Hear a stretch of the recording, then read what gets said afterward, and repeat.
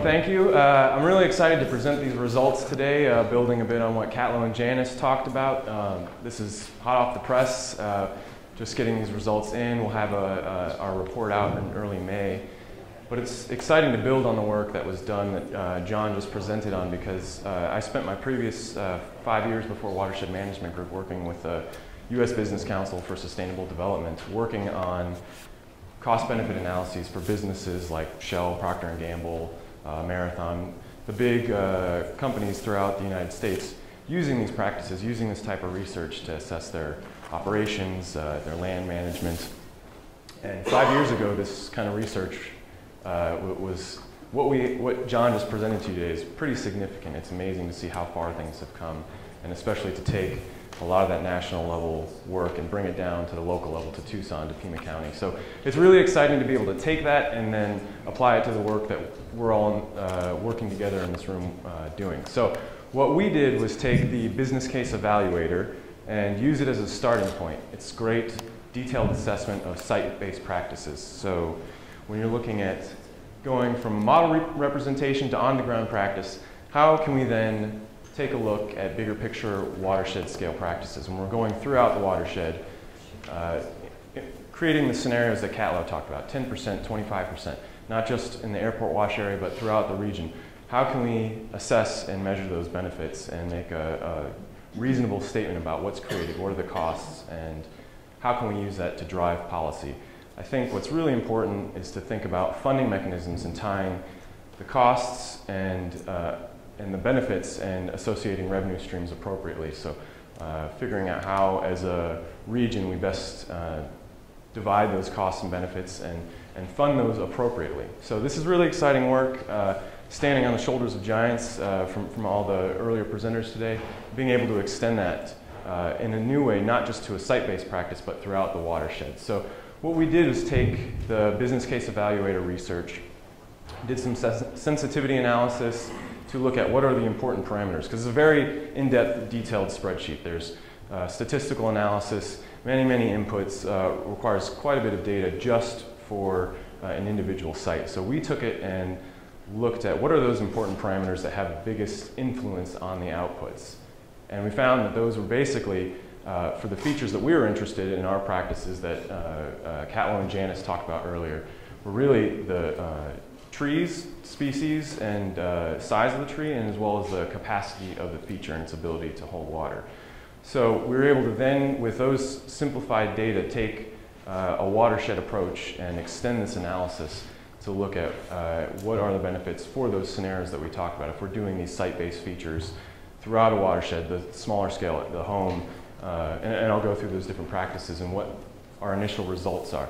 But we took the costs of the project period, so this is looking at an infrastructure planning period. So other common timelines for these types of analyses are about 40 years, so it could be about the typical life of the tree, gray infrastructure installation, and also water harvesting features. So looking at what are the total costs, what are the total benefits that we're talking about. John had that whole list of benefits that we're looking at, and being able to assign an economic value to that, and then compare those costs and benefits. So we look at what we're calling a benefit cost ratio. So it's basically a sum of, over that 40-year planning period, what are your benefits, divide that by your cost, and it gives you a ratio. So I'm going to just present some initial results, trying to understand there's a lot behind this, trying to simplify this for, what do I have, 15 minutes? So I'll give you some quick summary of a lot of effort by a lot of groups around here. So these are the benefits. We've taken a look at these from two perspectives, direct and indirect, where there's a market value associated with these. So you can look at property value increases, something that's, or reduced irrigation, reducing your cooling bill. Those are things that are going to show up directly in somebody's utility statement or some sort of fee that they're paying. And then looking at more indirect values that I think are important to account for. And I think it's important to note that these are relevant for different scenarios. So we like to account for all of these types of benefits, but in different cases, they're going to be more or less relevant to different situations. So I think it's important to have the most relevant and precise data to support these different values, but then depending on the community, depending on your application, using those in different scenarios. Oh, and one thing I do want to emphasize is this really is a conservative analysis. We've not accounted for some of the things when I show you some additional results, such as existing benefits from the water harvesting rebate. This also doesn't include savings that Janice was talking about, where how might we reduce the size of some larger infrastructure that's being, that could be reduced as a result of building these types of projects. And that does have important policy implications, which I'll try and address in a little bit. So, back to those wonderful figures earlier, looking at the modeling results of both a residential practice as well as street harvesting features. So what do these numbers mean? This is looking at, again, the sum of the benefits divided by the sum of the costs over that 40-year planning period. And this is accounting for all of the benefits, direct and indirect.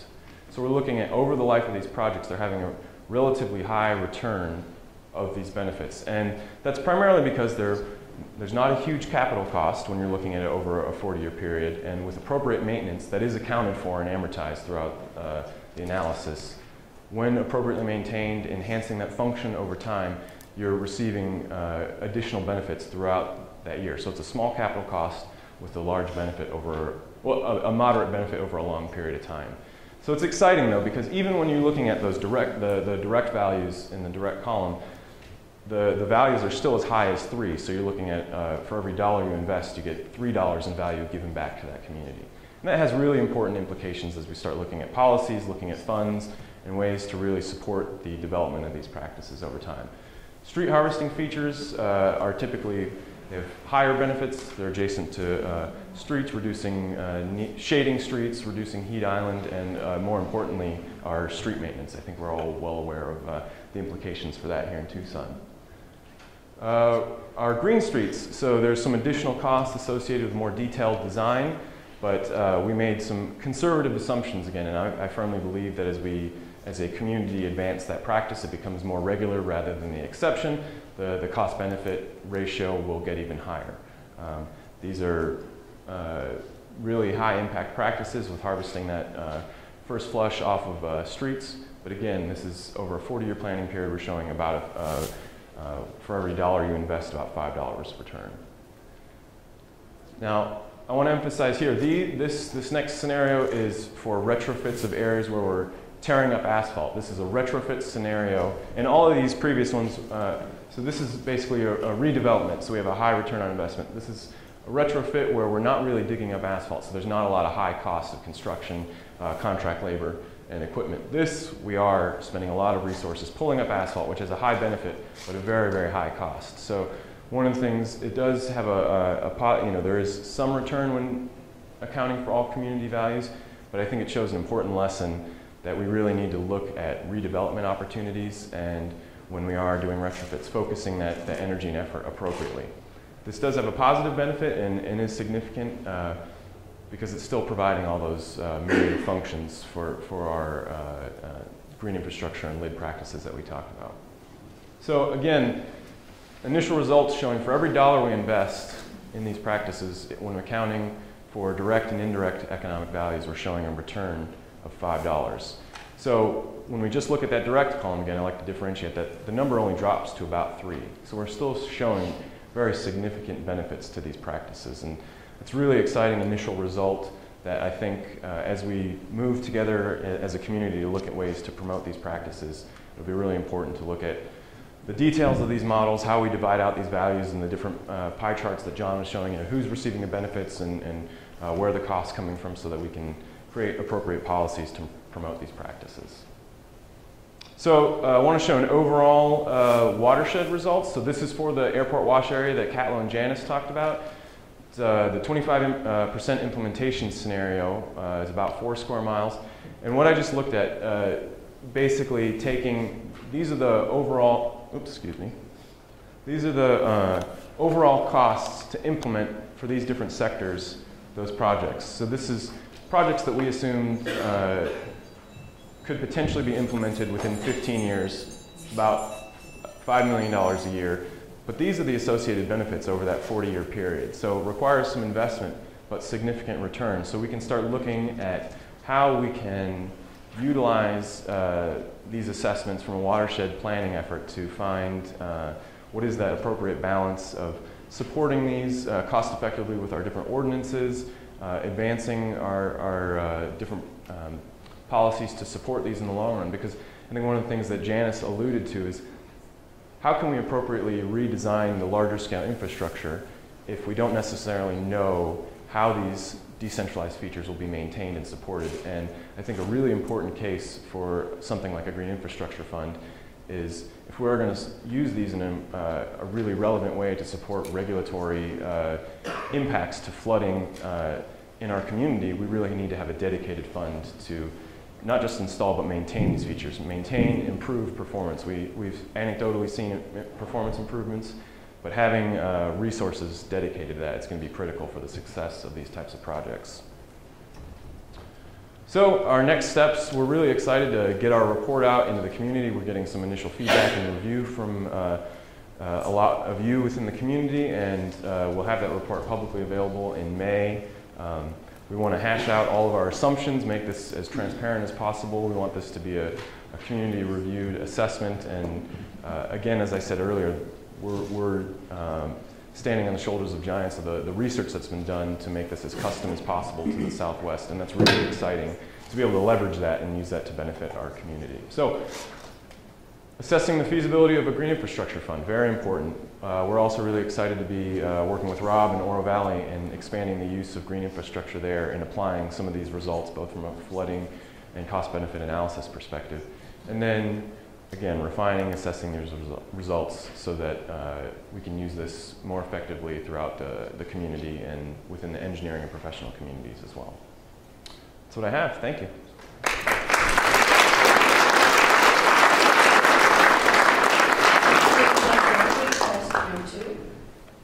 So let's take these two and then we'll keep moving on. Kieran, where did the information come from to monetize the effects that are the indirect effects? So a lot of that is based on, so this is again all the work done that John presented. So if you're looking at indirect effects of, you can make assumptions about healthcare impacts associated with reducing temperatures. There's traffic calming, so reducing incidences of injury and hospitalization costs. So those are the types of, and there's also indirect cost of energy associated with cooling our buildings and other things. So it's costs borne by society that don't get directly associated with something like low impact development. But I think traffic calming is a really good one where we have good data on changing the way traffic patterns work with these types of features to reduce incidences and injury and medical costs. Okay, here's another one. Great talk, very informative, thank you. Considering that one of the stakeholders that might be missing could be the development industry, this might be a good time to ask this question. The numbers that I saw there in terms of investment versus return, $41 million investment on the commercial sites versus $4 million return. Did I read that correctly? And if so, is that for retrofit or is that? So a lot of those sites are going to be the ones that had the relatively low return associated with excavating asphalt. So it's retrofit scenarios. When we look at the redevelopment scenario, either redevelopment or new development, the numbers completely change. It gets closer to the results that we're looking at for green streets and other practices. So you're looking at the numbers right. The scenarios that we're looking at in this older neighborhood, those are retrofit opportunities that do have a high cost associated with them. So we are excited to work with the development community because we think there's relative to little to no investment with a much bigger selling feature with the amenity that is created associated with these practices. And we're going to squeeze in one more question from Claire. Yes, it's sort of a comment on the way we speak about return on investment.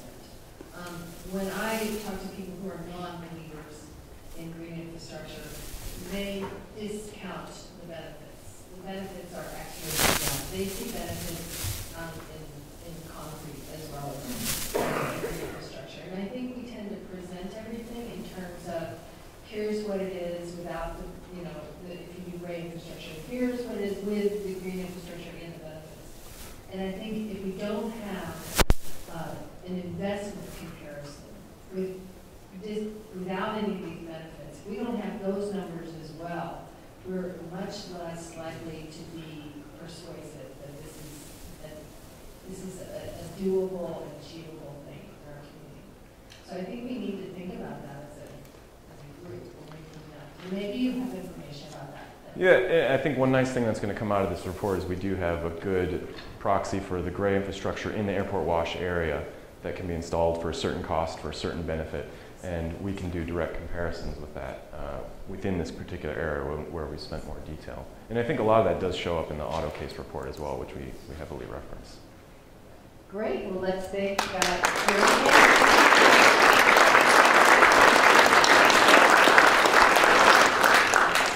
And next we have one more speaker before lunch, and that is Sandy Boldup. And she's a landscape architect, so that came from a lot of engineering talks. She's been practicing air design for 30 years in Tucson. She's currently with the Regional Flood Control District working on promoting sustainable practice in Pima County, including helping to manage river park design. So Sandy's going to give us a talk on a case studies catalog that everyone's going to put together. And while they're gearing up, I just want to remind you that after her talk, you'll be collecting your box lunches, and then you'll have the opportunity to do some touring of the features on Scott Avenue.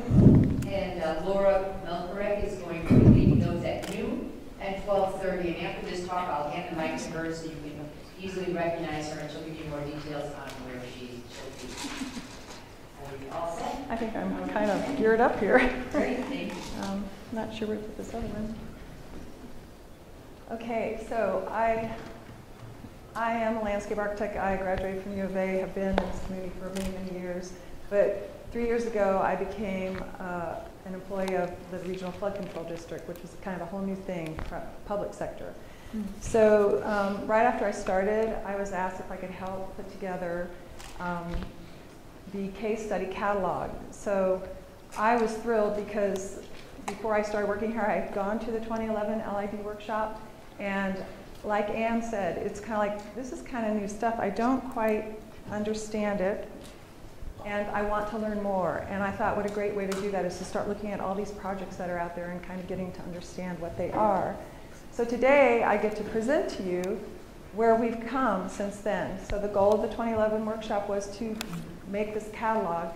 We have 17 case studies. That's a drop in the bucket. There are so many more projects out there that we would like to get a hold of from you guys. So I think it's awesome we have all these people. Everyone talks about low impact development. We all, you know, we're in this group and we hear the terminology, the lingo, and we think, wow, people are really getting into this. Well, they're not. There's so many people out there that don't get it, that really don't have a clue. And developers are one arena. They want to see value, and we want them to see value, and I believe there is value. And what the LID working group hoped is that this catalog will really start to show how the value is presented, what it looks like. And you'll see that we're trying to get numbers. As Claire said, it's like we need proof that this is good stuff, or else we're not going to have the buy-in. So I'm really excited because I think that this is the wave of the future. Oh, my goodness. Oh, my goodness. Okay, I've got to wait. Oh, yeah, questions, I'm done. Wow, am I doing fast forward or something? Sorry about that. My. Okay, I am way ahead of schedule. You can, okay, there's the preview. All right, now. No, I'm not, okay. What is going on? Well, I guess. Let me try one more time. Okay, I'll try to be very delicate. It's not my best. Okay, why do we need case studies? I gave you some ideas. We really want to promote, well, LID is the wave of the future. If we don't do it, we're going to be in trouble. You can already hear what's going on in California. They're way behind schedule. We've been practicing this type of sustainable design for a long time, but even as a landscape architect for 30 years, this is still new stuff. This is very new. I'll explain as I go through some of the design ideas that we used to have, and I thought we were doing a great job. So this is really good stuff that will really change how things work. And what we're trying to do is mimic the natural hydrology, keep the water on the site, distribute and use stormwater instead of letting it just rush away and have no use. We want to, and the result is increasing habitat and the shade value, which gives comfort to our community. The case studies are a tool to share this knowledge in a very easy format. So I was given all these folders and all this information, and it was all in this nice outline, and it's kind of like, no one wants to look at this. They really want to see something kind of fun and easy to deal with.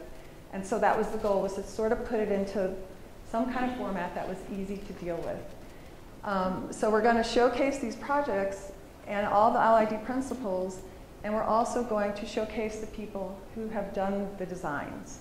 And that you'll see is very prominent on the spreadsheet. It's really important. We want your projects, we want people to see that you did the work, and we want them to ask you to do more work. You know, that's always good. And I skipped one. The spreadsheets the case studies are a really good way to share the information with other groups in the community, whether they're designers, homeowners, developers, just kind of get the word out. That's what our goal is. I really do. This is just terrible. Okay. Okay, yeah, because it's hard to have someone else turn your slide. Okay, all right. Let's try it again. We'll go backward. Maybe. Okay, where was I? I think that's where I am. Okay, here we go. So, our categories of case studies follow the zoning code, pretty much. So we have commercial, of course, it's broken down into sort of the small, medium, and large. Industrial, distribution or manufacturing.